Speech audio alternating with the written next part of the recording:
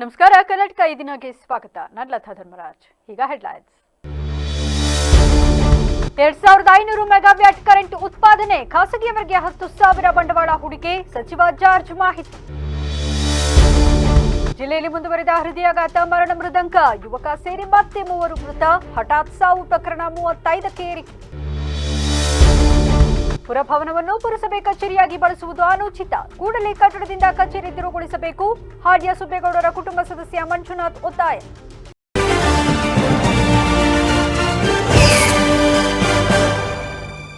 ರಾಜ್ಯದಲ್ಲಿ 2500 ಮೆಗಾವ್ಯಾಟ್ ವಿದ್ಯುತ್ ಉತ್ಪಾದನೆ ಮಾಡಲು ಟೆಂಡರ್ ಆಹ್ವಾನಿಸಲಾಗಿದ್ದು, ಇದಕ್ಕಾಗಿ ಖಾಸಗಿಯವರು 10,000 ಕೋಟಿ ಹಣ ಹೂಡಲು ಸಿದ್ಧರಿದ್ದಾರೆ ಎಂದು ಇಂಧನ ಸಚಿವ ಕೆಜೆ ಜಾರ್ಜ್ ತಿಳಿಸಿದರು. ಜಿಲ್ಲಾ ಪಂಚಾಯಿತಿ ಸಭಾಂಗಣದಲ್ಲಿಂದು ಸುದ್ದಿಗೋಷ್ಠಿಯಲ್ಲಿ ಮಾತನಾಡಿದ ಅವರು, ಖಾಸಗಿಯವರು ವಿದ್ಯುತ್ ಉತ್ಪಾದನೆ ಮಾಡಲಿದ್ದಾರೆ, ಹಾಗೆಯೇ ದೊಡ್ಡ ದೊಡ್ಡ ಸಬ್ ಸ್ಟೇಷನ್ ಸಹ ಆಗಲಿವೆ.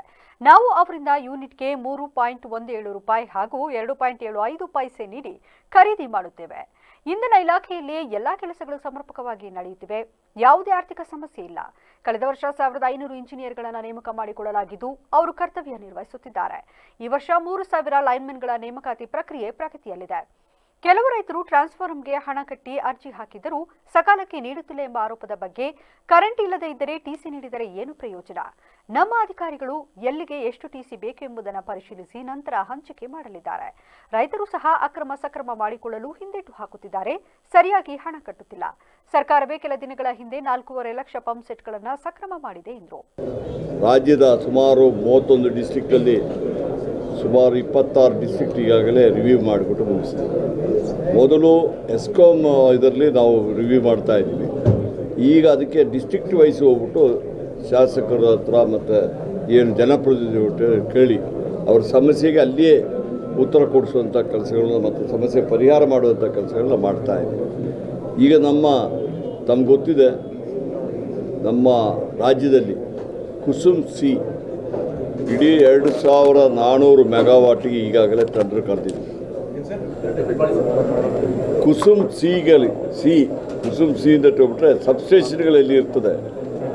ಅಲ್ಲಿ ಆ ಸಬ್ಸ್ಟೇಷನ್ ಕೆಪಾಸಿಟಿ ಎಷ್ಟು ಮೆಗಾವಾಟ್ ಇರ್ತದೆ, ಆ ಮೆಗಾವಾಟಿಗೆ ನಾವು ಆ ಲ್ಯಾಂಡನ್ನು ತೆಗೆದು 1 ಮೆಗಾವಾಟಿಗೆ ಸುಮಾರು 4 ರಿಂದ 4 ಎಕರೆ ಬೇಕಾಗ್ತದೆ. ಅದನ್ನು ಸರ್ಕಾರಿ ಜಾಗ ಇದ್ದರೆ ಅದನ್ನು ಫ್ರೀಯಾಗಿ ಕೊಡಬೇಕು ಅಂತ ಹೇಳ್ಬಿಟ್ಟು ಕ್ಯಾಬಿನೆಟಲ್ಲಿ ಈಗಾಗಲೇ ಡಿಸಿಷನ್ ತಗೊಂಡಿದ್ದೀವಿ ಕುಸುಮ್ ಸಿಗೆ. ಆದರೆ ನಾವು ಸರ್ಕಾರಿ ಲ್ಯಾಂಡ್ ಇದ್ದರೆ ಎಲ್ಲಿ ಆ ಕುಸುಮ್ ಸಿ ಸ್ಟೇಷನ್ ಮಾಡ್ತೀವಿ ಆ ಪಂಚಾಯತಿಗೆ ಆ ಹಣವನ್ನು ಒಂದು ವರ್ಷಕ್ಕೆ 25,000 ರೂಪಾಯಿ, ಅದು ನೋಡಬೇಕು ಕರೆಕ್ಟಾಗಿ ಎಷ್ಟು ಬರ್ತದೆ, 2 ವರ್ಷಕ್ಕೆ ಜಾಸ್ತಿ ಆಗ್ತಾ ಇದೆ. ಇನ್ನು ಈ ವೇಳೆ ನವೆಂಬರ್ನಲ್ಲಿ ಸಿಎಂ ಬದಲಾವಣೆ ಆಗಲಿದ್ದಾರೆ ಎಂಬ ವಿಪಕ್ಷ ನಾಯಕ ಅಶೋಕ್ ಹಾಗೂ ಜೆಡಿಎಸ್ ಹೇಳಿಕೆ ಬಗ್ಗೆ ವ್ಯಂಗ್ಯವಾಡಿದ ಸಚಿವರು, ಸಿಎಂ ಹುದ್ದೆ ಖಾಲಿ ಇಲ್ಲ, ಅವರು ಹೇಳಿದ ತಕ್ಷಣ ಆಗುತ್ತಾ ಎಂದು ನಗುತ್ತಲೇ ಕೇಳಿದ್ರು. ಆ ಬಗ್ಗೆ ನವೆಂಬರ್ ಬಳಿಕ ಪ್ರತಿಕ್ರಿಯಿಸುವೆ, ನಮ್ಮ ಹೈಕಮಾಂಡ್ ಇದೆ, ಅವರು ತೀರ್ಮಾನ ಮಾಡುತ್ತಾರೆ. ಸಿಎಂ ಬದಲಾವಣೆ ಬಗ್ಗೆ ಮಾತನಾಡಲು ಅಶೋಕ್ ಯಾರು ಹೇಳಿದರು ಅಂದ ಮಾತ್ರಕ್ಕೆ ಸಿಎಂ ಬದಲಾಗುವುದಿಲ್ಲ. ಅಶೋಕ್ ಅವರು ನವೆಂಬರ್ ವರೆಗೆ ಗಡುವು ನೀಡಿದ್ದಾರೆ, ಆಗ ಏನಾಗುತ್ತೆ ನೋಡಿ, ನಂತರ ನಾನು ಮಾತನಾಡುವೆ ಎಂದರು. ಈ ಪೇಪರ್ಲಿ ನ್ಯೂಸ್ ಬಂದುಬಿಟ್ಟು ಸಿಎಂ ಬದಲಾವಣೆ ಆಗ್ತದಾ? ಪೇಪರ್ ಅವರು ನ್ಯೂಸ್ ಅವರು BJP ಅವ್ರು ಹೇಳ್ಬಿಟ್ಟು CMನ ಮಾಡ್ತಾರಾ? ನಮ್ಮ ಪಕ್ಷದವರು ಇದ್ದಾರೆ, ಹೈಕಮಾಂಡ್ ಇದ್ದಾರೆ, ಈಗಾಗಲೇ ಮಾಡಿದ್ದಾರೆ, ಅವರು CM ಆಗಿದ್ದಾರೆ. ಈಗ ಅಲ್ಲಿ ಏನು ಖಾಲಿ ಇಲ್ಲ ತಾನೆ. ನೋಡಿ ನೀವು ಒಂದೊಂದು ಪ್ರಶ್ನೆ ಕೇಳ್ತೀರಿ. ಈಗ ನೋಡಿ ನನ್ನ ಕೈಯಿಂದ ಏನಾದರೂ ನೀವು ಪ್ರಶ್ನೆ ಕೇಳೋದಲ್ಲ ಹಾಕೋದಿಲ್ಲ. ನೀವು ಲಾಸ್ಟಿಗೆ ನಾನೇನಾದ್ರೂ ಒಂದು ಉತ್ತರ ಹೇಳಿದ್ರೆ ಬರೀ ಉತ್ತರ ಮಾತ್ರ ಹಾಕ್ಬಿಟ್ಟು ನಾನು ಹೇಳಿದಿಂದ ನೀವು ಪ್ರಶ್ನೆ ಕೇಳ್ಬಿಟ್ಟು ಆನ್ಸರ್ ಅದಕ್ಕೆ ಮಾಡಿದ್ರೆ ಹಾಕೋದಿಲ್ಲ. ನಿಮಗೇನಾಗಿದೆ ಗೊತ್ತಾ, ಆ BJP ಅವರು ಕೆಲವರು ಇದ್ದಾರೆ, ಅವ್ರು ವೆಯ್ಟ್ ಮಾಡ್ತಿದ್ದಾರೆ.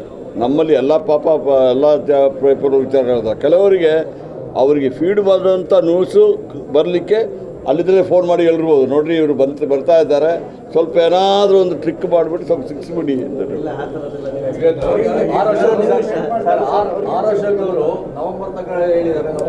ನೋಡ್ರಿ ಅಶೋಕ್ ಅವ್ರದ್ದೆಲ್ಲ ವಿಚಾರದಲ್ಲಿ ನೀವು ನನ್ನ ಕೇಳಿದ್ರೆ ನಾನೇ ಅದು ಅವ್ರನ್ನೇ ಕೇಳಿ ನೋಡ್ರಿ. ನಾನು ಆಗ ಹೇಳಿದ್ದೀನಿ, ಅವ್ರು ಆ ಥರ ಹೇಳಿದ್ದಾರೆ. ನವಂಬರ್ ಆದಮೇಲೆ ನನ್ನ ಪ್ರಶ್ನೆ ಕೇಳಿ. ಅವ್ರು ಹೇಳಿದಾರಲ್ಲ ಈಗ ನವಂಬರ್ಲಿ ಬದಲಾವಣೆ ಆಯಿತು, ನವಂಬರ್ ಆದಮೇಲೆ ಪ್ರಶ್ನೆ ಕೇಳಿ, ಅದಕ್ಕೆ ಆಗ ಉತ್ತರ ಕೊಡ್ತೀನಿ. ಮಾಡಿದ್ರಲ್ಲ ಸರ್ ನೀವು, ನಿಮ್ಗೆ ಏನು ಅನ್ಸುತ್ತೆ ಸರ್? ಯಾಕೆಂದ್ರೆ ಎಷ್ಟೋ ಕೆಲಸ ನಿಮ್ಮ ಸೀನಿಯರ್ ಆಫೀಸರ್ ಮಾಡಿದಾಗ ಇಂಜಿನಿಯರ್ ಮಾಡ್ತಾ ಇಲ್ಲ, ಫೀಲ್ಡ್ ಹೋಗ್ತಾ ಇಲ್ಲ, ಆಫೀಸ್ಗೆ ಹೋದ್ರೆ ಯಾರು ಇರಲ್ಲ ಅಂತ ಹೇಳ್ತಾರೆ. ಇದೇನು ಸರ್ ಇದು? ಸ್ಟ್ರೀಮ್ಲೈನ್ ಮಾಡ್ತೀರಾ? ನೋಡಿ, ಸ್ಟ್ರೀಮ್ಲೈನ್ ಆಗಿದ್ರಲ್ಲಿ ನಾನು ಈಗ 26 ಡಿಸ್ಟ್ರಿಕ್ಟಿಗೆ ಹೋಗಿದ್ದೀನಿ. ಎಲ್ಲ ಎಮ್ ಎಲ್ ಎಗಳಿಗಿರುವಷ್ಟು ಸಂಪರ್ಕ ನಿಮ್ಮ ಮಾಧ್ಯಮದವರಿಗೂ ಇದೆ. ಬಟ್ ನೀವು ಇದನ್ನು ಹಿಂಗೆ ಕೇಳಿದರೆ ಯಾರಾದರೂ ಕೆಲವು ಆಫೀಸರ್ಗಳು ಆ ಥರ ಮಾಡ್ಬೋದು. ಬೈ ಆ್ಯಂಡ್ ಲಾರ್ಜ್ ನಮಗೆಲ್ಲ ಹೇಳ್ತಾರೆ ಒಳ್ಳೆ ಆಫೀಸರ್ಗಳೇ, ಒಳ್ಳೆ ಇಂಜಿನಿಯರ್ಗಳಿದ್ದಾರೆ, ಕೆಲಸ ಮಾಡ್ತಿದ್ದಾರೆ. ಪಾಪ ರಾತ್ರಿ ಆಗಲೂ ಕೆಲಸ ಮಾಡ್ತಾ ಇದ್ದಾರೆ. ಕೆಲವರು ತಪ್ಪಿದರೆ ಅವ್ರನ್ನ ಇದು ಮಾಡೋಣ, ಅವ್ರ ಮೇಲೆ ಆ್ಯಕ್ಷನ್ ತಗೊಳ್ತೀವಿ. ಜಿಲ್ಲೆಯಲ್ಲಿ ಹೃದಯಾಘಾತ ಮರಣ ಮೃದಂಗ ಮುಂದುವರೆದಿದ್ದು, ಯುವಕ ಸೇರಿ ಮತ್ತೆ 3 ಮೃತಪಟ್ಟಿದ್ದಾರೆ. ನಗರದ ಹೊರವಲಯದ ಚಿಕ್ಕಕುಂಡುಗಳ ಗ್ರಾಮದ 21 ವರ್ಷದ ಮದನ್ ಎಂಬ ಯುವಕ ಹೃದಯಾಘಾತದಿಂದ ಸಾವನ್ನಪ್ಪಿದ್ದಾನೆ. ಮೂಲತಃ ತಾಲೂಕಿನ ಚಿಟ್ನಳ್ಳಿ ಗ್ರಾಮದ ಮದನ್ ತಾಯಿ ಜೊತೆ ಚನ್ನಪಟ್ಟಣದಲ್ಲಿ ವಾಸವಿದ್ದ. 2 ದಿನಗಳಿಂದ ಚಿಕ್ಕಕುಂಡುಗುಳದ ಭಾವನ ಮನೆಗೆ ಬಂದಿದ್ದ. ದಿಢೀರ್ ಎದೆ ನೋವು ಕಾಣಿಸಿಕೊಂಡ ಕೆಲವೇ ಹೊತ್ತಿನಲ್ಲಿ ಮೃತಪಟ್ಟಿದ್ದಾನೆ. ಇನ್ನು ನಗರದ ದಾಸರಕೊಪ್ಪಲಿನಲ್ಲಿ ಮಹಿಳೆಯೊಬ್ಬರು ಬಲಿಯಾಗಿದ್ದಾರೆ. ಆಲೂರು ತಾಲೂಕಿನ ಕಲ್ಲಹಳ್ಳಿ ಗ್ರಾಮದಲ್ಲಿ ರಾಜಮ್ಮ ಎಂಬ 77 ವರ್ಷದ ವೃದ್ಧೆ ಜೂನ್ 14ರಂದೇ ಮನೆಯಲ್ಲಿ ಅಡುಗೆ ಮಾಡುತ್ತಿದ್ದಾಗಲೇ ಹೃದಯಾಘಾತದಿಂದ ಕುಸಿದು ಬಿದ್ದು ಮೃತಪಟ್ಟಿದ್ದು, ನಿನ್ನೆ ಸಂಜೆ ಬೆಳಕಿಗೆ ಬಂದಿದೆ. ಇನ್ನು ಗುರುವಾರ 55 ವರ್ಷದ ಬಿಎನ್ ವಿಮಲಾ ಎಂಬ ಗೃಹಿಣಿ ಹೃದಯಾಘಾತದಿಂದ ಸಾವನ್ನಪ್ಪಿದ್ದಾರೆ. ಸಕಲೇಶ್ಪುರ ತೋಟದ ಗದ್ದೆ ಕುಮಾರ್ ಎಂಬುವರ ಪತ್ನಿಯಾಗಿರುವ ವಿಮಲಾ ಕುಟುಂಬ ದಾಸರಕೊಪ್ಪಲಿನಲ್ಲಿ ವಾಸವಿತ್ತು. ವಿಮಲಾ ಅವರಿಗೆ ಶುಗರ್ ಇದ್ದರೂ ನಾರ್ಮಲ್ ಆಗಿದ್ರು. ಆದರೆ ಕಳೆದ ರಾತ್ರಿ ಅದು ಏರುಪೇರಾಗಿ ಮಲಗಿದಾಗಲೇ ಹೃದಯಾಘಾತ ಸಂಭವಿಸಿ ಮನೆಯಲ್ಲೇ ಮೃತಪಟ್ಟಿದ್ದು, ಇದರಿಂದ ಜಿಲ್ಲೆಯೊಂದರಲ್ಲೇ ಈವರೆಗೆ ಹಠಾತ್ ಸಾವು ಪ್ರಕರಣ 35ಕ್ಕೆ ಏರಿದಂತಾಗಿದೆ. ಇತ್ತೀಚೆಗೆ ಹಾಸನ ಜಿಲ್ಲೆಯಲ್ಲಿ ಏನು ಹಾರ್ಟ್ ಅಟ್ಯಾಕ್ ಅನ್ನೋದು ಭಾಳ ಒಂದು ದೊಡ್ಡ ಆಘಾತವಾಗಿದೆ. ಈಗಾಗಲೇ ನಮ್ಮ ವೀರಶೈವ ಲಿಂಗಾಯತ ಸಮಾಜದ ಮೀನಾಕ್ಷಿ ಅನ್ನೋರು ಸಹ, ವಿಮಲಾಕ್ಷಿ ಅವರು ಸಹ ರಾತ್ರಿ ನಿನ್ನೆ ಎದೆ ನೋವು ಕಾಣಿಸ್ಕೊಂಡು ರಾತ್ರಿ ಅಟ್ಯಾಕ್ ಆಗಿ ತೀರೋಗಿದ್ದಾರೆ. ಆಂಬ್ಯುಲೆನ್ಸ್ ಎಲ್ಲ ಬಂದರೂ ಸಹ ಅಷ್ಟೊಳಗೆ ಕರ್ಕೊಂಡೋದ್ರೊಳಗೆ ಇಲ್ಲೇ ತೀರೋಗಿದ್ದಾರೆ. ಇಂಥ ಒಂದು ದುರಂತಗಳು ಜಿಲ್ಲೆ ಒಳಗೆ ಭಾಳ ತುಂಬ ಜನ ಒಂದು ಚಿಕ್ಕ ವಯಸ್ಸಿನಲ್ಲಿ ಅಥವಾ 50 ವರ್ಷ ಒಳಗಡೆ ಅಥವಾ 20 ವರ್ಷದ ಮೇಲ್ಗಡೆ ಈ ರೀತಿ ಸಾಯ್ತಾ ಇರೋದ್ರಿಂದ ಇದಕ್ಕೆ ಸರ್ಕಾರ ಸೂಕ್ತವಾದ ಇದೇನು ಕ್ರಮ, ಅದ್ರ ಬಗ್ಗೆ ಸರ್ಕಾರ ಕ್ರಮ ಕೈಗೊಳ್ಳಬೇಕು. ಇದ್ರ ಬಗ್ಗೆ ಆರೋಗ್ಯ ತನಿಖೆಯನ್ನು ಮಾಡಿಸ್ಬೇಕು ಮತ್ತು ಹೆಚ್ಚಿನ ಚಿಕಿತ್ಸೆಗೆ ಹಾಗೂ ಈ ರೀತಿ ಆಗ್ತಾ ಇರೋರಿಗೆ ಸರ್ಕಾರ ಸಹ ಪರಿಹಾರವನ್ನು ನೀಡುವಂಥ ಮಟ್ಟದಲ್ಲಿ ಕ್ರಮ ಕೈಗೊಳ್ಳಬೇಕು ಅಂತ ನಾನು ಒತ್ತಾಯಿಸ್ತೇನೆ. ಇವರಿಗೂ ಸಹ ಒಬ್ಬ ಇಂಜಿನಿಯರಿಂಗ್ ಮಗ ಮತ್ತು ರಷ್ಯಾದಲ್ಲಿ ಮೆಡಿಕಲ್ ಮಾಡ್ತಾ ಇರುವಂಥ ಸಾರ್ವಜನಿಕರ ಅನುಕೂಲಕ್ಕಾಗಿ ಹಾಡ್ಯ ಸುಬ್ಬೇಗೌಡರು ದಾನವಾಗಿ ನಿರ್ಮಿಸಿದ್ದ ಪುರಭವನವನ್ನ ಪುರಸಭೆ ಅನಧಿಕೃತವಾಗಿ ಕಚೇರಿಯಾಗಿ ಬಳಸುತ್ತಿರುವುದು ಸರಿಯಲ್ಲ. ಕೂಡಲೇ ಈ ಕಟ್ಟಡದಿಂದ ಕಚೇರಿ ತೆರವುಗೊಳಿಸಬೇಕು ಎಂದು ಅವರ ಕುಟುಂಬದ ಸದಸ್ಯ ಮಂಜುನಾಥ್ ಒತ್ತಾಯಿಸಿದರು. ಸಕಲೇಶಪುರದಲ್ಲಿಂದು ಸುದ್ದಿಗೋಷ್ಠಿಯಲ್ಲಿ ಮಾತನಾಡಿದ ಅವರು, ನನ್ನ ಅಜ್ಜನವರು ಕಾಫಿ ಬೆಳೆಗಾರ ಎಚ್.ಎಸ್. ಬಲವಂತಪ್ಪ ಸಾರ್ವಜನಿಕ ಉಪಯೋಗಕ್ಕಾಗಿ ತಮ್ಮ ತಂದೆ ಹಾಡ್ಯ ಸುಬ್ಬೇಗೌಡರ ಹೆಸರಿನಲ್ಲಿ 1964 ನವೆಂಬರ್ 6ರಂದು ಈ ಪುರಭವನವನ್ನು ನಿರ್ಮಿಸಿ ದಾನವಾಗಿ ನೀಡಿದರು. ಬೆಂಗಳೂರಿನ ಪುಟ್ಟಣಚಿಟ್ಟಿ ಟೌನ್ ಹಾಲ್ ಮಾದರಿಯಲ್ಲಿ ವಿನ್ಯಾಸಗೊಳಿಸಿ ಹೇಮಾವತಿ ಸೇತುವೆಯಿಂದ ನೋಡಿದರೂ ಸುಂದರವಾಗಿ ಕಾಣುವಂತಹ ಈ ಕಟ್ಟಡವು ಸಭೆ ಸಮಾರಂಭಗಳಿಗೆ ಅನುಕೂಲವಾಗುವ ನಿಟ್ಟಿನಲ್ಲಿ ಸಾರ್ವಜನಿಕರಿಗೆ ಸಮರ್ಪಿಸಲಾಯಿತು. ಆದರೆ ಕಟ್ಟಡದ ಮೂಲ ರೂಪವನ್ನು ಮಾರ್ಪಾಡು ಮಾಡಿ ಪುರಸಭೆಯವರು ಕಾರಿಡಾರ್ಗಳಲ್ಲಿಯೇ ಕಚೇರಿಗಳನ್ನು ನಿರ್ಮಿಸಿ ಪ್ರವೇಶ ದ್ವಾರಗಳು ಹಾಗೂ ಕಿಟಕಿಗಳನ್ನು ಮುಚ್ಚಿದ್ದಾರೆ. ಇನ್ನು ಸಭಾ ಸಮಾರಂಭಗಳಿಗೆ ಬಳಸುತ್ತಿದ್ದ ಶೌಚಾಲಯವನ್ನು ಕಚೇರಿ ಬಳಕೆಗೆ ಬಳಸುತ್ತಿದ್ದಾರೆ. ಅಲ್ಲದೆ ಟೌನ್ ಹಾಲ್ನ ನಾಮಫಲಕವನ್ನು ತೆಗೆದುಹಾಕಿರುವುದು ನಮ್ಮ ಕುಟುಂಬ ಮತ್ತು ಸಾರ್ವಜನಿಕರ ಮನ ನೊಂದಿಸುವಂತಾಗಿದೆ ಎಂದರು. ಬಹುಶಃ ತಮಗೆಲ್ಲ ಗಮನಕ್ಕೆ ಬಂದಿದೆ. ಆ ಒಂದು ಸಂದರ್ಭದಲ್ಲಿ ನಮ್ಮೆಲ್ಲ ಬೆಳೆಗಾರರು ಸೇರಿಕೊಂಡು ಈ ಕಳಪೆ ಗೊಬ್ಬರ ಮಾರಾಟ ಮಾಡ್ತಿರೋದನ್ನ ನಮ್ಮ ಹಾನ್ಬಾಳ್ ಬೆಳೆಗಾರ ಸಂಘದಲ್ಲಿ ನಾವೆಲ್ಲ ಅವ್ರನ್ನ ಹಿಡಿದುಕೊಟ್ಟು ಅವಾಗೆಲ್ಲ ಸಂಘಟನೆಗಾರರು ಸೇರಿಕೊಂಡು ಪ್ಲಾಂಟ್ಗಳು ಒಂದು ಡಿಸಿಷನ್ಗೆ ಬಂದರು. ಈಗ ಈ ಕಳಪೆ ಗೊಬ್ಬರಗಳನ್ನೆಲ್ಲ ಮಾರಾಟ ಮಾಡ್ತಿದ್ದಾರೆ. ಇದರಿಂದ ನಾವು ಒಂದು ಸ್ವಂತವಾಗಿ ನಾವೇ ಒಂದು ಸಂಘವನ್ನು ಮಾಡಿಕೊಂಡ್ರೆ ಅನುಕೂಲ ಆಗುತ್ತೆ ಅನ್ನೋ ದೃಷ್ಟಿಯಿಂದ 2017ರಲ್ಲಿ ನಮ್ಮ ಹಾನ್ಬಾಳ್ ಕಾಫಿ ಬೆಳೆಗಾರರ ಸಹಕಾರ ಸಂಘ ಅಂತ ಪ್ರಾರಂಭಿಸಿದೆ. ಈಗಾಗಲೇ 7 ವರ್ಷ ಕಳೆದಿದೆ. ಈಗ ಅದರಲ್ಲಿ ಹೆಚ್ಚು ಕಮ್ಮಿ ನಾವು ಒಂದು 300 ಜನ ಶೇರ್ ಹೋಲ್ಡರ್ ಇದ್ದೀವಿ. 3 ಲಕ್ಷ ಬಂಡವಾಳ ಹಾಕಿಬಿಟ್ಟು ಇವತ್ತು ನಾವು ಹೆಚ್ಚು ಕಮ್ಮಿ ಒಂದು 20 ಕೋಟಿಯಷ್ಟು ನಾವು ವ್ಯವಹಾರವನ್ನು ನಾವು ಮಾಡ್ತಾ ಇದ್ದೀವಿ. ಆ ದೃಷ್ಟಿಯಲ್ಲಿ ಈಗ ಹೆಚ್ಚು ಕಮ್ಮಿ ನಮ್ಮ ಎಲ್ಲ ಒಂದು ಕಂಪ್ನಿಗಳ ಒಂದು ಡೀಲರ್ಶಿಪ್ ಕೂಡ ನಾವು ಬೆಳೆಗಾರರಿಗೆ ತಗೊಂಡಿದ್ದೀವಿ. ಉದ್ದೇಶ ಇಷ್ಟೇ, ಎಲ್ಲ ರೈತರಿಗೆ. ಪತ್ರಿಕಾಗೋಷ್ಠಿಯಲ್ಲಿ ಸಾಮಾಜಿಕ ಹೋರಾಟಗಾರ ಎಡೆಹಳ್ಳಿ ಆರ್ ಮಂಜುನಾಥ್, ಅವರೇಕಾಡು ಪೃಥ್ವಿ, ವಕೀಲ ಕವನ್ಗೌಡ, ವೀರಶೈವ ಸಮಾಜದ ಕಾರ್ಯದರ್ಶಿ ಎವಿ ನರೇಶ್, ದಾನಿಗಳ ಕುಟುಂಬದ ಸದಸ್ಯ ವೈಎಸ್ ಗಿರೀಶ್ ಭಾಗವಹಿಸಿದರು.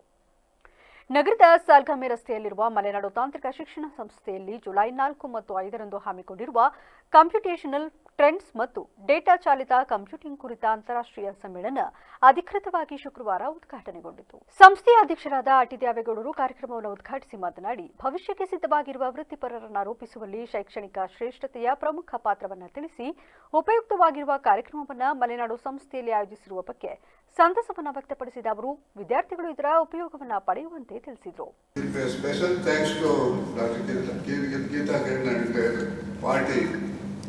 To having arranged such a wonderful and useful conference in our college.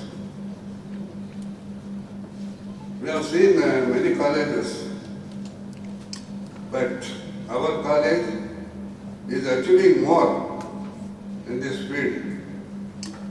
For that, all the deans, professors, and the staff are responsible. My request, this conference will be one of the boost to the institution, and also to the useful to the students. I request all the participants to have a wonderful conference on this occasion. I wish this conference have a success and useful to the institution. Thank you. Thank you very much. ಕಾರ್ಯದರ್ಶಿ ಜಗದೀಶ್ ಚೌಡವಳ್ಳಿ ಮಾತನಾಡಿ, ತಂತ್ರಜ್ಞಾನ ಕ್ಷೇತ್ರದಲ್ಲಿ ಪ್ರಗತಿಯಾಗಬೇಕಾದರೆ ಆಧುನಿಕ ಸಂಶೋಧನೆ, ಕೈಗಾರಿಕಾ ತಜ್ಞರು, ಶೈಕ್ಷಣಿಕ ಪರಿಣಿತರು, ವಿದ್ಯಾರ್ಥಿಗಳಿಗೆ ಹೊಸ ಆಲೋಚನೆಗಳ ಮೂಲಕ ಪ್ರಗತಿ ಕಾಣಲು ತಂತ್ರಜ್ಞಾನ ಕ್ಷೇತ್ರದಲ್ಲಿ ಆಧುನಿಕ ಸಂಶೋಧನೆ ಅಗತ್ಯ. ಈ ರೀತಿಯ ಸಮ್ಮೇಳನವು ವಿಜ್ಞಾನ ಮತ್ತು ತಂತ್ರಜ್ಞಾನದ ಭವಿಷ್ಯವನ್ನು ರೂಪಿಸಲು ಅಂತಾರಾಷ್ಟ್ರೀಯ ಮಟ್ಟದಲ್ಲಿ ಮಹತ್ವದ ವೇದಿಕೆಯಾಗಿ ಕಾರ್ಯನಿರ್ವಹಿಸಲು ಸಹಕಾರಿಯಾಗಿದೆ. ಈ 2 ದಿನಗಳ ಕಾಲ ಹಮ್ಮಿಕೊಂಡಿರುವ ಈ ಕಾರ್ಯಕ್ರಮ ಯಶಸ್ವಿಯಾಗಿ ಜರುಗಲಿ ಎಂದು ಶುಭ ಹಾರೈಸಿದರು. E&D ಇರ್ಬೋದು, ENC ಇರ್ಬೋದು, CS ವಿಭಾಗದ ಕಂಪ್ಯೂಟರ್ ಸೈನ್ಸ್ ಮತ್ತೆ CSBS, AI ವಿಭಾಗದ ಎಲ್ಲ ಕಾರ್ಯಾಗಾರಗಳನ್ನು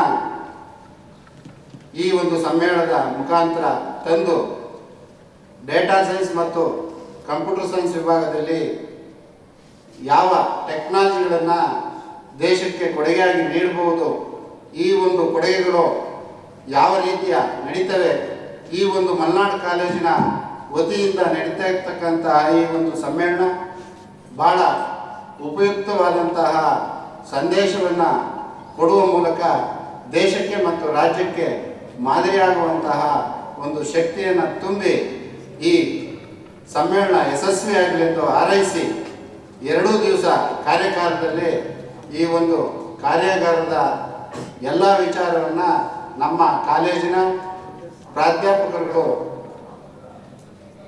ಥೈಲ್ಯಾಂಡ್ನ ಕಿಂಗ್ ಮಂಕುರ್ಸ್ ತಂತ್ರಜ್ಞಾನ ವಿಶ್ವವಿದ್ಯಾಲಯದ ಡಾಕ್ಟರ್ ವಾಚರ ರಾಂಗ್ಸಾಂಗ್ ಮಾತನಾಡಿ, ರೋಗನಿರ್ಣಯ ಯಾಂತ್ರೀಕೃತಗೊಳಿಸುವಿಕೆ, ನಿಖರ ಔಷಧ ಮತ್ತು ಎಐ ಚಾಲಿತ ಆರೋಗ್ಯ ರಕ್ಷಣಾ ವ್ಯವಸ್ಥೆಗಳು ಸೇರಿದಂತೆ ವೈದ್ಯಕೀಯ ಕ್ಷೇತ್ರದಲ್ಲಿ ಎಐ ಅನ್ವಯಿಕೆಗಳ ಕುರಿತು ಮಾಹಿತಿ ನೀಡಿದರು.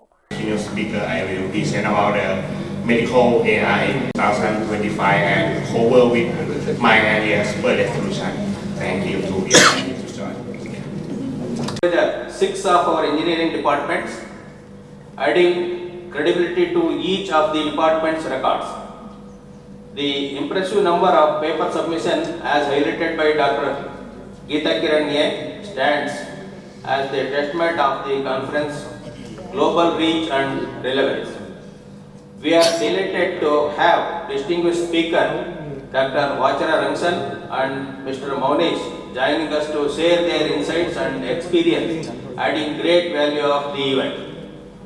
I take this opportunity to place on record the sincere and tireless effort of Dr. Geeta Kiran, Dean Corporate Affairs and Organizing Chair, for her vision and leadership in exchanging this conference. I also appreciate the effort of all organizing co-chairs, session coordinators and organizing committee members for. ಈ ವೇಳೆ ಎಂಸಿಇಯ ಪ್ರಾಂಶುಪಾಲರಾದ doctor AJ Krishnaiah, ICC TDC 2025 ಸಂಘಟನಾ ಅಧ್ಯಕ್ಷೆ doctor Geetha Kiran, IEEE MCE ವಿದ್ಯಾರ್ಥಿ ಶಾಲೆಯ ಸಲಹೆಗಾರ doctor PC Srikanth, ಕೇಪ್ ಜೆಮಿನಿಯ ಹಿರಿಯ ಡೇಟಾ ಇಂಜಿನಿಯರ್ ಮೌನೇಶ್ ಕೆ ಸೇರಿದಂತೆ ಇತರರು ಹಾಜರಿದ್ದರು. ಬೇಲೂರು ಪಟ್ಟಣದ ಪುರಸಭೆ ವತಿಯಿಂದ ಜಿಲ್ಲಾಧಿಕಾರಿಗಳ ಆದೇಶದ ಮೇರೆಗೆ ದೇವಸ್ಥಾನ ಮುಖ್ಯ ರಸ್ತೆಯ ಗಡಿ ಮನೆಗಳಲ್ಲಿ ಕಟ್ಟುನಿಟ್ಟಾಗಿ ಕಂದಾಯ ವಸೂಲಾತಿಯನ್ನು ಅಧಿಕಾರಿಗಳು ಮಾಡಿದರು. ಈ ವೇಳೆ ಪುರಸಭೆ ಕಂದಾಯ ಇಲಾಖೆ ಅಧಿಕಾರಿ ಗೋಪಿ ಮಾತನಾಡಿ, ಪುರಸಭೆ ವತಿಯಿಂದ ಪಟ್ಟಣದಲ್ಲಿ ಕಂದಾಯ ವಸೂಲಾತಿ ಮಾಡುತ್ತಿದ್ದು, ಬೇಲೂರು ಪಟ್ಟಣದ ಅಭಿವೃದ್ಧಿ ಮತ್ತು ನಿರ್ವಹಣೆಗಾಗಿ ವಿವಿಧ ಮೂಲಗಳಿಂದ ಆದಾಯವನ್ನು ಸಂಗ್ರಹಿಸಲಾಗುತ್ತಿದೆ. ಇದರಲ್ಲಿ ಕಂದಾಯ ವಸೂಲಾತಿ ಜಿಲ್ಲಾಧಿಕಾರಿಗಳ ಆದೇಶದ ಮೇರೆಗೆ ಇಂದಿನಿಂದ ವಸೂಲಿಯನ್ನು ಕಟ್ಟುನಿಟ್ಟಾಗಿ ಮಾಡಲಾಗುತ್ತಿದೆ. ಬೇಲೂರು ಪಟ್ಟಣದ ನಾಗರಿಕರಿಂದ ಕಾನೂನುಬದ್ಧವಾಗಿ ಕಂದಾಯ ಸಂಗ್ರಹಿಸುವ ಜವಾಬ್ದಾರಿಯಿಂದ ಕರ್ತವ್ಯ ನಿರ್ವಹಿಸುತ್ತಿದ್ದೇವೆ. ಇದರ ಜೊತೆಯಲ್ಲಿ ನಮ್ಮ ಇಲಾಖೆಯ ಅಧಿಕಾರಿಗಳ ಜೊತೆ ಕಂದಾಯ ಪಾವತಿಸುವವರು ಸೌಜನ್ಯದಿಂದ ವ್ಯವಹರಿಸುವಂತೆ ಮತ್ತು ಕಂದಾಯ ನಿಯಮಗಳು ಅದರ ಕಾರ್ಯವಿಧಾನಗಳ ಬಗ್ಗೆ ನಾವು ಅವರಿಗೆ ತಿಳಿ ಹೇಳಿ ಜಾಗೃತಿ ಮೂಡಿಸುವ ಕೆಲಸ ಮಾಡುತ್ತಿದ್ದೇವೆ ಎಂದರು. ಮುಖ್ಯಾಧಿಕಾರಿಗಳು ಮತ್ತು ಕಂದಾಯಾಧಿಕಾರಿಗಳ ಆದೇಶದಂತೆ ಈ ದಿನ ಎಲ್ಲ ಪುರಸಭಾ ಬಿಲ್ ಕಲೆಕ್ಟರ್ಗಳು ಮತ್ತು ಕರವಸೂಲಿಗಾರರು ಮತ್ತು ಸಿಬ್ಬಂದಿ ವರ್ಗಗಳು ಎಲ್ಲ ಬಂದು ಮುಖ್ಯ ರಸ್ತೆಯಲ್ಲಿ ವಾಣಿಜ್ಯ ಮಳಿಗೆಗಳ ಮತ್ತು ವಾಣಿಜ್ಯ ಕಟ್ಟಡಗಳ ತೆರಿಗೆಯನ್ನು ಉತ್ಪಾದಿಸಲು ಸಂಬಂಧಪಟ್ಟ ಮಾಲೀಕರು. ಈ ಸಂದರ್ಭದಲ್ಲಿ ನಂತರ ಬಿಲ್ ಕಲೆಕ್ಟರ್ ಜಯರಾಮ್, ಪುರಸಭೆ ಮುಖ್ಯಾಧಿಕಾರಿ ಬಸವರಾಜ್ ಶಿಗ್ಗಾವಿ, ಬಿಲ್ ಕಲೆಕ್ಟರ್ ಆನಂದ್ ಸಲೀಂ, ಮೋಹನೇಶ್ ಸೇರಿದಂತೆ ಸಿಬ್ಬಂದಿಗಳು ಹಾಜರಿದ್ದರು. ಅರ್ಕಲಗೂಡು ವಿಧಾನಸಭಾ ಕ್ಷೇತ್ರದ ಹಳ್ಳಿ ಮೈಸೂರು ಬ್ಲಾಕ್ ಕಾಂಗ್ರೆಸ್ ಸಮಿತಿ ವತಿಯಿಂದ ಕಾಂಗ್ರೆಸ್ ಹಿಂದುಳಿದ ವರ್ಗಗಳ ವಿಭಾಗಕ್ಕೆ ನೂತನವಾಗಿ ನೇಮಕ ಆಗಿರುವ ವಿವಿಧ ಪದಾಧಿಕಾರಿಗಳಿಗೆ ಅಭಿನಂದನಾ ಸಮಾರಂಭ ಕಾರ್ಯಕ್ರಮವು ಹಳ್ಳಿ ಮೈಸೂರು ಗ್ರಾಮದ ಸೀಗೆತಾಳಮ್ಮ ದೇವಸ್ಥಾನ ಆವರಣದಲ್ಲಿ ನೆರವೇರಿತು. ಹಳ್ಳಿ ಮೈಸೂರು ಭಾಗದಲ್ಲಿ ಕಾಂಗ್ರೆಸ್ ತನ್ನ ಪಕ್ಷವು ಸಂಘಟನೆಯನ್ನು ಬಲಪಡಿಸಲು ಹಾಗೂ ಮತದಾರರೊಂದಿಗೆ ಸಂಪರ್ಕವನ್ನು ಗಟ್ಟಿಗೊಳಿಸಲು ಹಳ್ಳಿ ಮೈಸೂರು ಬ್ಲಾಕ್ ಕಾಂಗ್ರೆಸ್ ಹಿಂದುಳಿದ ವರ್ಗಗಳ ಅಧ್ಯಕ್ಷರಾಗಿ ಲೋಕೇಶ್ ಹೆಚ್ಆರ್, ಉಪಾಧ್ಯಕ್ಷರಾಗಿ ಯೋಗಣ್ಣ ಹೊಸಲಕ್ಕೇಗೌಡ ಕೊಪ್ಪಲು ಹಾಗೂ ಹಾಸನ ಜಿಲ್ಲಾ ಹಿಂದುಳಿದ ವರ್ಗಗಳ ಪ್ರಧಾನ ಕಾರ್ಯದರ್ಶಿಯಾಗಿ ಆರ್ಎಲ್ ಮಹಾದೇವ ಹಾಗೂ ಒಬಿಸಿ ಜಿಲ್ಲಾ ಕಾರ್ಯದರ್ಶಿಯಾಗಿ ಮಂಜು ಬೇಡಿಗನಹಳ್ಳಿ ಹಾಗೂ ಮೋಹನ್ ಎಜೆ ನೇಮಕ ಮಾಡಿದೆ.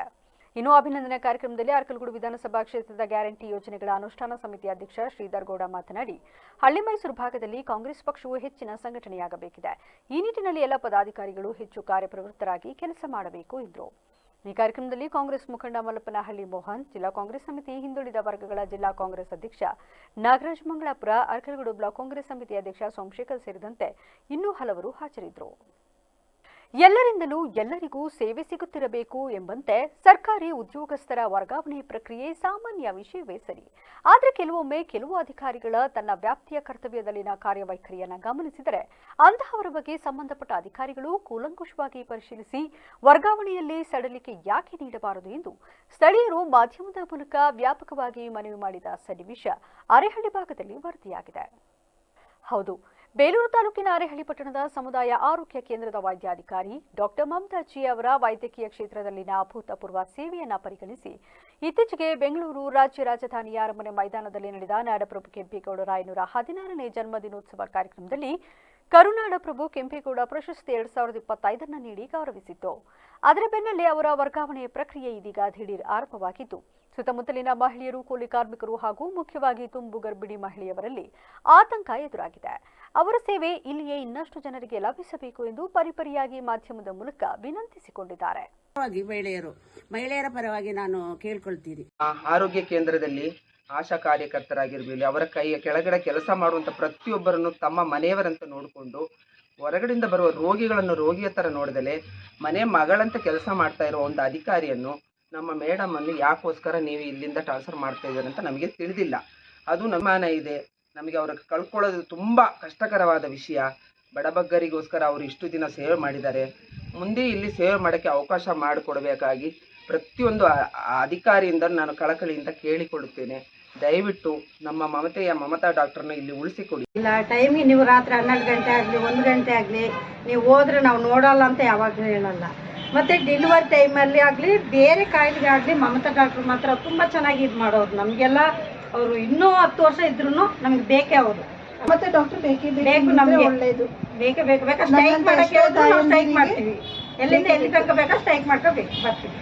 ನಮಗೆ ಮಮತಾ ಡಾಕ್ಟರ್ ಬೇಕೇ ಬೇಕು. ಮಮತಾ ಮೇಡಮ್ನ ನಮಗೆ ಮತ್ತೆ ಇಲ್ಲಿಗೆ ಹಾನ್ಬಾಳ್ ಕಾಫಿ ಬೆಳೆಗಾರರ ಸಹಕಾರ ಸಂಘ ನಿಗಮದ ಇತರ ದೇವಾಲಕೆರೆ ಶಾಖೆಯ ನೂತನ ಮಾರಾಟ ಮಳಿಗೆಯ ಉದ್ಘಾಟನೆ ಹಾಗೂ ರಸಗೊಬ್ಬರ ಬಳಕೆಯ ಕುರಿತು ವಿಚಾರ ಸಂಕಿರಣ ಕಾರ್ಯಕ್ರಮವು ಜುಲೈ 5ರಂದು ನಡೆಯಲಿದೆ ಎಂದು ಸಂಘದ ಅಧ್ಯಕ್ಷ ಎಚ್ಪಿ ಭಾಸ್ಕರ್ ತಿಳಿಸಿದರು. ಸಕಲೇಶಪುರದಲ್ಲಿಂದು ಪತ್ರಿಕಾಗೋಷ್ಠಿಯಲ್ಲಿ ಈ ಬಗ್ಗೆ ಮಾತನಾಡಿದ ಅವರು 2016-17ರಲ್ಲಿ ತಾಲೂಕಿನಲ್ಲಿ ಕಳಪೆ ಪೊಟ್ಯಾಷಿಯಂ ರಸಗೊಬ್ಬರ ಮಾರಾಟವಾಗಿದ್ದು ರೈತರಿಗೆ ಹಾನಿಯುಂಟಾಯಿತು. ಸಂಬಂಧಿಸಿದ ಅಧಿಕಾರಿಗಳಿಗೆ ನಾವು ದೂರು ನೀಡಿದ ನಂತರ ತಪ್ಪಿತಸ್ಥರಿಗೆ ಶಿಕ್ಷೆ ವಿಧಿಸಲು ಸಂಘ ಪ್ರಮುಖ ಪಾತ್ರ ವಹಿಸಿತು. ರೈತರ ಹಿತದೃಷ್ಟಿಯಿಂದ ಗುಣಮಟ್ಟದ ಕೃಷಿ ಉತ್ಪನ್ನಗಳು ಲಭ್ಯವಾಗುವಂತೆ ಮಾಡಲು ಈ ಸಂಘವನ್ನು ಸ್ಥಾಪಿಸಲಾಯಿತು ಎಂದು ವಿವರಿಸಿದರು. ಕಾಫಿ ಬೆಳೆಗಾರರಾದ ಮತ್ತು ಏಲಕ್ಕಿ ವ್ಯಾಪಾರಸ್ಥರಾದ ಎಚ್.ಎಸ್. ಬಲವಂತಪ್ಪನವರು ಸಕಲೇಶಪುರದ ಸಾರ್ವಜನಿಕರಿಗೆ ಅನುಕೂಲವಾಗಬೇಕು ಎಂಬ ದೂರದೃಷ್ಟಿಯಿಂದ ನಮ್ಮ ಅಜ್ಜನವರು ಅವರ ತಂದೆಯಾದ ಆಡ್ಯ ಸುಬ್ಬೇಗೌಡರ ಹೆಸರಿನಲ್ಲಿ ಆಡ್ಯ ಸುಬ್ಬೇಗೌಡ ಟೌನ್ ಹಾಲ್ ನಿರ್ಮಿಸಿ ಸಾರ್ವಜನಿಕರಿಗೆ ದಿನಾಂಕ 11/6/1964ನೇ ಇಸ್ವಿಲಿ ಅಂದಿನ ಮುಖ್ಯಮಂತ್ರಿಗಳಾದ ಎಸ್ ನಿಜಲಿಂಗಪ್ಪ ಅವರಿಂದ ಉದ್ಘಾಟನೆಗೊಂಡಿರುತ್ತೆ. ಅವತ್ತಿನಿಂದ ಇವತ್ತಿನವರೆಗೂ ಸಾರ್ವಜನಿಕರಿಗೆ ಅನುಕೂಲವಾಗುವಂಥ ಮದುವೆ ಸಮಾರಂಭಗಳು, ಶಾಲಾ ವಾರ್ಷಿಕೋತ್ಸವ ಎಲ್ಲ ನಡೀತಾ ಬಂದಿದೆ. ಆದರೆ ಇತ್ತೀಚೆಗೆ ಈ ಪುರಭವನ ನಿರ್ಮಾಣ ಬೆಂಗಳೂರಿನ ಪ್ರಸಿದ್ಧ ಪತ್ರಿಕಾಗೋಷ್ಠಿಯಲ್ಲಿ ಎಚ್.ಇ. ಪುನೀತ್, ಎಂ.ವಿ. ರತ್ನಾಕರ್, ಜೆಬಿ ಸೇರಿದಂತೆ ಮತ್ತಿತರರು ಉಪಸ್ಥಿತರಿದ್ದರು. ಮಳೆಯಲ್ಲಿಯೂ ಉಪವಿಭಾಗಾಧಿಕಾರಿಗಳು ಇಳಿಜಾರಿನಲ್ಲೂ ಇಳಿದು ಜನರ ಸಮಸ್ಯೆ ಆಲಿಸಿದ ಹಿನ್ನೆಲೆ ಸಂತ್ರಸ್ತರು ಸಂತಸ ವ್ಯಕ್ತಪಡಿಸಿದರು. ಶಿರಸಿ ಗಣೇಶ ನಗರದ 2ನೇ ವಾರ್ಡ್ನಲ್ಲಿ ಅತಿಯಾದ ಮಳೆಯಿಂದಾಗಿ ಧರೆ ಕುಸಿತಗೊಂಡು ಧರೆಯ ಮೇಲ್ಭಾಗ ಮತ್ತು ಕೆಳಭಾಗದಲ್ಲಿರುವ ಕುಟುಂಬದವರು ಆತಂಕ ಸ್ಥಿತಿ ಎದುರಿಸುತ್ತಿದ್ದು, ಈ ಸ್ಥಳಗಳಿಗೆ ಉಪವಿಭಾಗಾಧಿಕಾರಿ ಕಾವ್ಯರಾಣಿ ಭೇಟಿ ನೀಡಿ ಸಂತ್ರಸ್ತರ ಸಮಸ್ಯೆ ಆಲಿಸಿ ಮುಂದೇನು ಮಾಡಬೇಕೆಂದು ಅಧಿಕಾರಿಗಳಿಗೆ ಸೂಕ್ತವಾದ ಮಾರ್ಗದರ್ಶನ ನೀಡಿದರು. ಈ ಸಂದರ್ಭದಲ್ಲಿ ಪ್ರಭಾರ ತಹಶೀಲ್ದಾರ್ ರಮೇಶ್ ಹೆಗಡೆ, ಪ್ರಭಾರ ಪೌರಾಯುಕ್ತರಾದ ಶಿವರಾಜ್, ನಗರಸಭೆ ಸದಸ್ಯೆ ನೇತ್ರಾವತಿ ವಡ್ಡರ, ಮಾರುತಿ ವಡ್ಡರ, ಶಿವಾನಂದ ದೇಶಳ್ಳಿ ಸೇರಿದಂತೆ ಇತರರು ಹಾಜರಿದ್ದರು. ರಾಜ್ಯದ ರೈತರ ಕೃಷಿ ಭೂಮಿಯನ್ನ ಕಿತ್ತುಕೊಂಡು ದೇಶದ ಬಂಡವಾಹಿ ಶಾಲೆಗಳಿಗೆ ಭೂಮಿ ಮಾರಲು ಹೊರಟಿದ್ದಾರೆ ಎಂದು ಪ್ರಾಂತ ರೈತ ಸಂಘದ ಅಧ್ಯಕ್ಷ ಭರತ್ರಾಜ್ ಆರೋಪಿಸಿದರು. ಮಳವಳ್ಳಿ ಪಟ್ಟಣದ ತಮ್ಮ ಕಚೇರಿ ಮುಂದೆ ಬೆಂಗಳೂರಿನ ಫ್ರೀಡಂ ಪಾರ್ಕ್ನಲ್ಲಿ ನಡೆಯುತ್ತಿರುವ ಪ್ರತಿಭಟನೆಗೆ ಕಾರ್ಯಕರ್ತರನ್ನ ಕಳುಹಿಸುವ ಮುನ್ನ ಸುದ್ದಿಗಾರರೊಂದಿಗೆ ಮಾತನಾಡಿದ ಅವರು, ಈಗಾಗಲೇ ದೇವನಹಳ್ಳಿ ಸುತ್ತಮುತ್ತಲಿನ ಸುಮಾರು 6,000 ಎಕರೆ ಕೃಷಿ ಭೂಮಿಯನ್ನ ಎಐಡಿಬಿಯು ವಶಪಡಿಸಿಕೊಂಡಿದೆ. ರೈತರು ಉಳಿಯಬೇಕು, ಕೃಷಿ ಭೂಮಿ ಉಳಿಯಬೇಕು.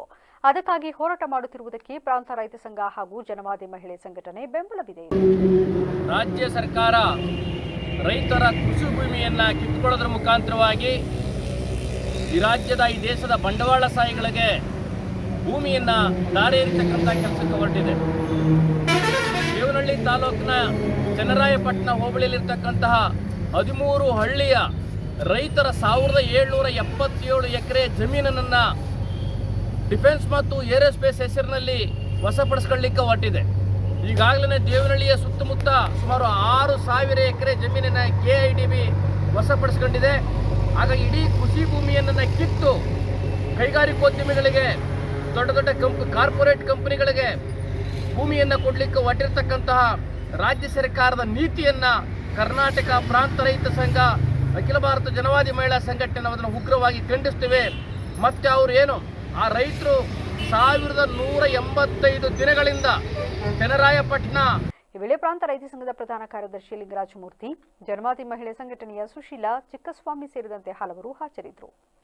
ಆರ್ಎಸ್ಎಸ್ ಸಂಘಟನೆ ಒಂದು ಆಂಟಿ ನೇಷನ್ ಸಂಘಟನೆಯಾಗಿದ್ದು, ಅಧಿಕಾರಕ್ಕೆ ಬಂದರೆ ಖಂಡಿತವಾಗಿಯೂ ಆರ್ಎಸ್ಎಸ್ ಸಂಘಟನೆ ಬ್ಯಾನ್ ಮಾಡುವೆ ಅಂತ ಸಚಿವ ಪ್ರಿಯಾಂಕ ಖರ್ಗೆ ಮತ್ತೊಮ್ಮೆ ಹೇಳಿದರು. ಕಲಬುರಗಿಯಲ್ಲಿಂದು ಮಾತನಾಡಿದ ಅವರು, 3 ಬಾರಿ ಆರ್ಎಸ್ಎಸ್ ಬ್ಯಾನ್ ಆಗಿರೋ ಸಂಘಟನೆಯಾಗಿದ್ದು ಬ್ಯಾನ್ ತೆಗೆದಿದ್ದೇ ತಪ್ಪಾಗಿದೆ. ಕಾಲಚಕ್ರ ಒಂದೇ ರೀತಿ ಇರಲ್ಲ, ಮುಂದೆ ಬದಲಾವಣೆ ಸಹಜವೇ. ನಾವು ಅಧಿಕಾರಕ್ಕೆ ಬಂದು ಆರ್ಎಸ್ಎಸ್ ಸಂಘಟನೆ ಬ್ಯಾನ್ ಮಾಡಿ ತೀರುತ್ತೇವೆ ಎಂದರು. ಬಾಯಿ ಚಪ್ಪಳ ಇದೆ ಮಾತಾಡೋದು. ಕಲಬುರಗಿಗೆ ಬಂದು ಇಲ್ಲ ಚೆಲ್ಲದ ಆರೋಪ ನಮ್ಮ ಮೇಲೆ ಮಾಡಿದ್ರು. ಇಲ್ಲೇ ಕಲಬುರಗಿನಲ್ಲೇ ನಮ್ಮ DC ವಿರುದ್ಧ ಏನ್ ಮಾತಾಡಿದ್ರು ತಮ್ಗೆ ಗೊತ್ತಿದೆ. ಕೋರ್ಟ್ ಛೀಮಾರಿ ಹಾಕ್ತು. ಇನ್ನೂ ಅವರು ಕ್ಷಮೆ ಕೇಳಿಲ್ಲ. ನೀವು ಕ್ಷಮೆ ಕೇಳ್ಬಿಟ್ಟು ಬನ್ನಿ ನಮ್ಮ ಹತ್ರ ಅಂತ ಹೇಳಿದ್ರು ಕೂಡ ಇನ್ನ ಕ್ಷಮೆ ಕೇಳಿಲ್ಲ ಅವರು. ನನ್ನ ಮಾಹಿತಿ ಪ್ರಕಾರ, ನನಗೆ ಗೊತ್ತಿಲ್ಲ ಅಲ್ಲಿ ಕೇಳಿದಾರ ವೈಯಕ್ತಿಕವಾಗಿಲ್ಲ, ನನ್ನ ಮಾಹಿತಿ ಪ್ರಕಾರ ಅವರು ಇನ್ನ ಕ್ಷಮೆ ಕೇಳಿಲ್ಲ. ಅಂದ್ರೆ ಅವ್ರು ಹೇಳಿದ್ದನ್ನ ಸರಿ ಅಂತ ಇನ್ನ ಅನ್ಕೊಳ್ಳೋ ವ್ಯಕ್ತಿ ಇದೆ. ಅದನ್ನ ಮುಂದುವರೆಸಿ ಮೊನ್ನೆ ವಿಧಾನಸೌಧದಲ್ಲಿ ಗಾಂಧೀಜಿಯವರ ಪ್ರತಿಮೆ ಎದುರುಗಡೆ ಹಿಂಗ್ ಮಾತಾಡ್ತಾರಂದ್ರೆ ಕೊಳಕ ಮನ್ಸು, ಕೊಳಕ ಬುದ್ಧಿ, ಕೊಳಕ ನಾಲ್ಗೆ. ಇದು ಅವರಿಗೆ ಆ RSS ನಲ್ಲಿ ಟ್ರೈನಿಂಗ್ ಸಿಕ್ಕಿರೋದು ಇವತ್ತು ಬಾಯಿಗೆ ಬರ್ತಾ ಇದೆ, ವಿಧಾನಸೌಧದಲ್ಲಿ ಬರ್ತಾರೆ. ಯಾರು ಹುಚ್ಚಾಸ್ಪತ್ರೆನಲ್ಲಿ ಇರ್ಬೇಕು, ನಿಮ್ಯಾನ್ಸ್ ನಲ್ಲಿ ಇರ್ಬೇಕು, ಅವರಿಗೆಲ್ಲ ಇದು ಪರಿಷತ್ನಲ್ಲಿ ಕಳಿಸಿದ್ರೆ ಇದೇ ಆಗೋದು. ಮುಂಬರುವ ವಿಧಾನಸಭೆ ಚುನಾವಣೆ ದೃಷ್ಟಿಕೋನದಿಂದ ಪಕ್ಷ ಬಲವರ್ಧನೆಗೆ ಮುಂದಾಗಿರೋ ಜೆಡಿಎಸ್ ಪಕ್ಷದ ವತಿಯಿಂದ ಕಲಬುರಗಿಯಲ್ಲಿಂದು ಪಕ್ಷದ ಬೃಹತ್ ಸಮಾವೇಶ ಆಯೋಜನೆ ಜೊತೆಗೆ ಪಕ್ಷದ ಸದಸ್ಯತ್ವ ನೋಂದಣಿಗೆ ಚಾಲನೆ ನೀಡಲಾಯಿತು. ಕಲಬುರಗಿ ನಗರದ ವೀರಶೈವ ಕಲ್ಯಾಣ ಮಂಟಪದಲ್ಲಿ ಆಯೋಜಿಸಿದ ಸಮಾವೇಶವನ್ನು ರಾಜ್ಯ ಯುವ ಘಟಕದ ಅಧ್ಯಕ್ಷ ನಿಖಿಲ್ ಕುಮಾರಸ್ವಾಮಿ ಉದ್ಘಾಟನೆ ಮಾಡಿ ಪಕ್ಷದ ಸದಸ್ಯತ್ವ ನೋಂದಣಿಗೆ ಚಾಲನೆ ನೀಡಿದರು. ಇನ್ನು ಸಮಾವೇಶದ ಮೂಲಕ ಕಲಬುರಗಿ ಸೇರಿದಂತೆ ಕಲ್ಯಾಣ ಕರ್ನಾಟಕ ಭಾಗದಲ್ಲಿ ಪಕ್ಷವನ್ನು ಮತ್ತಷ್ಟು ಬಲಿಷ್ಠಗೊಳಿಸಲು ನಿಖಿಲ್ ಕುಮಾರಸ್ವಾಮಿ ಕರೆ ನೀಡಿದರು.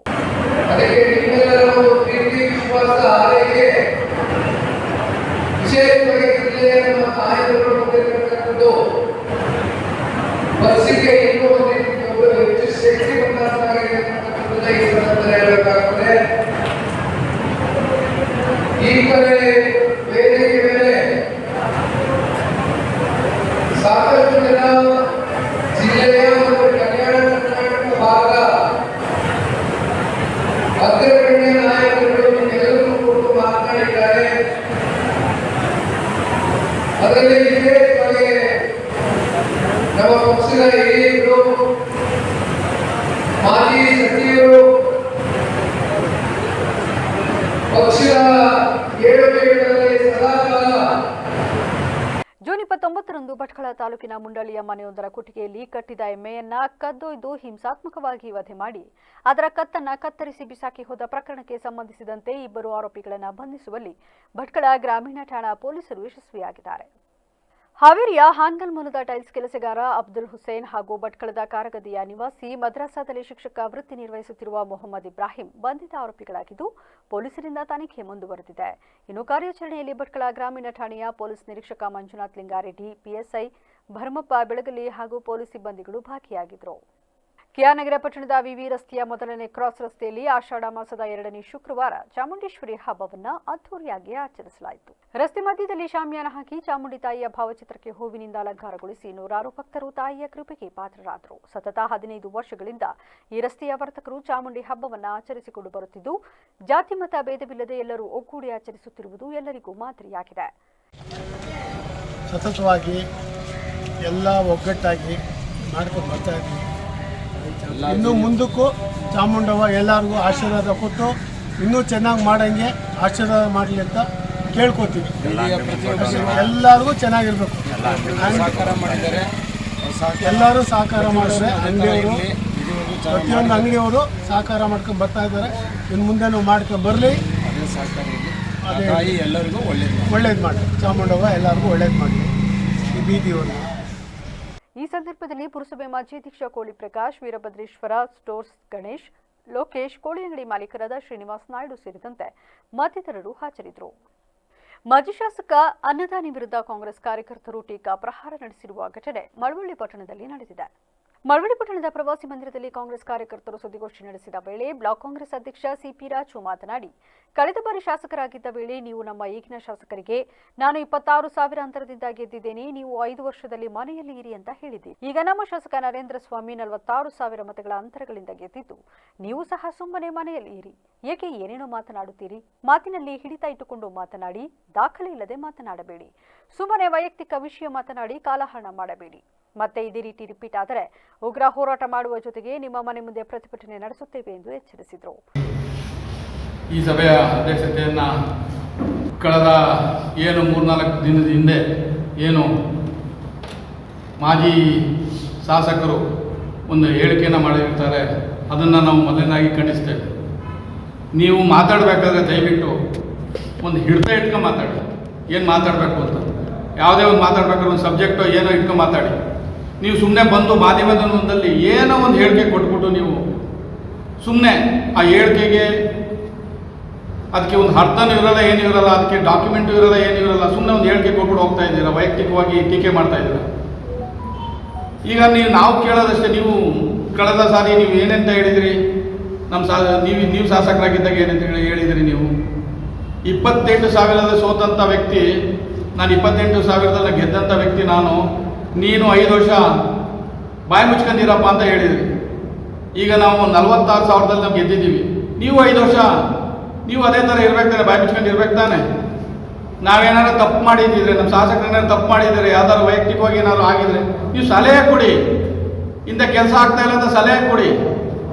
ಅದು ಸುದ್ದಿಗೋಷ್ಠಿಯಲ್ಲಿ ಬ್ಲಾಕ್ ಕಾಂಗ್ರೆಸ್ ಮಾಜಿ ಅಧ್ಯಕ್ಷ ದೇವರಾಜು, ಗ್ಯಾರಂಟಿ ಯೋಜನೆಗಳ ಅನುಷ್ಠಾನ ಸಮಿತಿ ಜಿಲ್ಲಾಧ್ಯಕ್ಷ ಚಿಕ್ಕಲಿಂಗಯ್ಯ, ತಾಲೂಕು ಅಧ್ಯಕ್ಷ ಮಾದೇಶ, ಬ್ಲಾಕ್ ಕಾಂಗ್ರೆಸ್ ಅಧ್ಯಕ್ಷ ಸಿಪಿ ರಾಜು ಸೇರಿದಂತೆ ಹಲವರು ಹಾಜರಿದ್ದರು. ಕೋಲಾರ ಜಿಲ್ಲೆಯ ಮಾಲೂರು ತಾಲೂಕಿನ ನಾಗುಂಡಹಳ್ಳಿ ಗ್ರಾಮದಲ್ಲಿ 134ನೇ ಅಂಬೇಡ್ಕರ್ ಜಯಂತಿಯನ್ನು ಆಚರಿಸಲಾಯಿತು. ಕಾರ್ಯಕ್ರಮದಲ್ಲಿ ಖ್ಯಾತ ನಟರು, ಸಾಮಾಜಿಕ ಹೋರಾಟಗಾರರಾದ ಚೇತನ ಅಹಿಂಸಾ ಅವರು ಭಾಗವಹಿಸಿ ಗಿಡಕ್ಕೆ ನೀರು ಹಾಕಿ ಗ್ರಂಥಾಲಯ ಕಟ್ಟಡದ ಉದ್ಘಾಟನೆ ಮಾಡಿ ಮಾತನಾಡಿದರು. ಸಮಾಜದಿಂದ ನಾನು ಬಹಳ ಜನ ನೋಡಿದ್ದೀನಿ, ಅವ್ರು ಸಮಾಜದಿಂದ ಏನು ಪಡಿಬೇಕು ಅಂತ ನೋಡ್ತಾ ಇರ್ತಾರೆ. ಬಟ್ ಕಾಂತರಾಜ್ ಸರ್ವೇಶ್ ಈ ನಮ್ಮ ತಂಡದವರು, ನಮ್ಮ ಸಮಾಜವಾದಿಗಳು ಸಮಾಜಕ್ಕೆ ವಾಪಸ್ ಕೊಡಬಹುದು ಅಂತ ಒಂದು ಉತ್ಸಾಹದಿಂದ ಕೆಲಸ ಮಾಡ್ತಾ ಇದ್ದಾರೆ. ಬಹಳ ಹೆಮ್ಮೆಯ ವಿಚಾರ ಅದು. ಮತ್ತೆ ಮುಖ್ಯವಾಗಿ ನಾವೆಲ್ಲರೂ ಕೇಳ್ತೀವಿ, ಬಾಬಾ ಸಾಹೇಬ್ ಹೇಳೋದು ಅವರ ಒಂದು ಕರೆ, ಅದು ಶಿಕ್ಷಣ ಸಂಘಟನೆ ಹೋರಾಟ ಅಂತ ನಾವು ವ್ಯಾಖ್ಯಾನಿಸ್ತೀವಿ. ಅದು ಶಿಕ್ಷಣ ಸಂಘಟನೆ ಹೋರಾಟ ಅಲ್ಲ, ಅದು ಶಿಕ್ಷಿಸು, ಸಂಘಟಿಸು, ಹೋರಾಟ ಮಾಡು ಅಂದ್ರೆ ಅದು ನಮಗೆ ದೇಶ ಕಟ್ಟಕ್ಕೆ ಒಂದು ಕರೆ ಅದು. ಸೊ ಆ ರೀತಿಯಲ್ಲಿ ಆ ಕರೆ ಮುಖಾಂತರ ಈ ಕಾರ್ಯಕ್ರಮದಲ್ಲಿ ಈ ವಿಚಾರಗಳ ಮುಖಾಂತರ ಈ ಜನಜಾಗೃತಿ ಮುಖಾಂತರ ನೀವೆಲ್ಲ ಕೆಲಸ ಮಾಡ್ತಿರೋದು, ಒಂದು ಉತ್ತಮ ಸಮಾಜಕ್ಕೆ ನೀವೆಲ್ಲ ಕೆಲಸ ಮಾಡ್ತಿರೋದು ಬಹಳ ಹೆಮ್ಮೆಯ ವಿಚಾರ. ನಿಮ್ಮ ಜೊತೆ ಎಂದೆಂದಿಗೂ ನಾನು ಮುಂದೆನೂ ಸಹ ಕೆಲಸ ಮಾಡಕ್ಕೆ ಇಷ್ಟಪಡ್ತೀನಿ ಅಂತ ಹೇಳಕ್ಕೆ ಇಷ್ಟಪಡ್ತೀನಿ. ಮತ್ತೆ ಸ್ನೇಹಿತರೆ, ನಮಗೆ ಕೋಲಾರ ಜಿಲ್ಲೆ ಮಾಲೂರು ತಾಲೂಕು ಬಹಳ ಒಂದು ಹೋರಾಟದ ಭೂಮಿ, ಒಂದು ಪ್ರತಿರೋಧದ ಭೂಮಿ. ನಮಗೆ ಎಲ್ಲಾದ್ರೂ ಕರ್ನಾಟಕದಲ್ಲಿ ಮೊದಲನೇ ಬಾರಿಗೆ ಒಂದು Republican party of India MLA ಶಾಸಕರು ಆಗಿದ್ದಾರೆ ಅಂದ್ರೆ ಅದೇ ಇಲ್ಲೇ ಕೋಲಾರ ಜಿಲ್ಲೆ. ಈಗ ಮತ್ತೊಮ್ಮೆ ಹೆಡ್ಲೈನ್ಸ್.